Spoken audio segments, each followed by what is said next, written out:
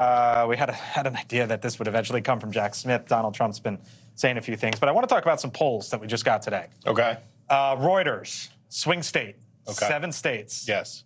I don't want to say the states that matter, but basically the states that this might come down to. All states matter to us. All states matter to us. They all matter to us, but some states are more equal than others. Okay, there you go. Donald Trump +6 against Joe Biden. Well, yeah, that's true. This is Wisconsin. This is Pennsylvania. This is Nevada. This is Georgia. This is Arizona. North Carolina, Michigan. North Carolina, Michigan. Okay, so if we look at the numbers here, Donald Trump is up 6 on Joe Biden. Now, that's interesting, but if we look at what the result was in 2020, and I don't know if I have the power to make that appear. Page. I don't know if I have that. Oh, there we go. Look at that happen. Joe Biden won these by 1.3 points. Now, is Joe Biden doing 5 points worse than he did, 7 points worse than he did last time? No, because the most important number here is undecided. 24% undecided. Okay, my analogy is this, and you can read about it tomorrow at the Dispatch. Sorry to plug the Dispatch on the Hill, not to be that way. But basically, it's like cleaning out your gutters.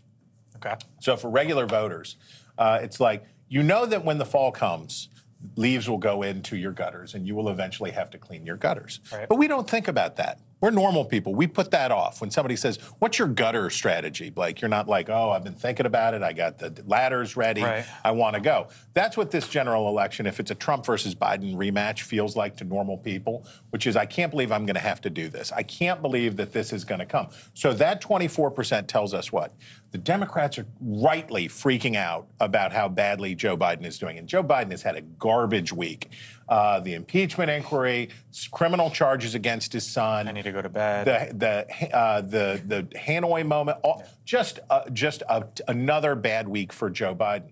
And Republicans are excited about this, and Democrats are very upset. And then next week, Donald Trump will have a bad week. And it'll go back and forth like this. And that 24% will just say, I'm not going to clean the gutters yet. I'm going to wait. But let me ask you, that 24%, how much of that, if you just take 100 voters, right? Right. So 24 of them are undecided. Of those 24, how many are undecided between those two?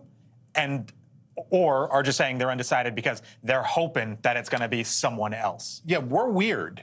We think about this, and I love how weird you are, America, that's here watching the Hill. But we're not like normal people, because we spend a lot of time thinking about this for good reasons. We love the country. We care about what happens to it. We're engaged in it. It's not wrong. But most Americans put this stuff off, and especially when these two parties are so bad, right? We have these two really rotten parties that can't produce a product that the American people want, right? They're both locked in trying to be the minority party, basically.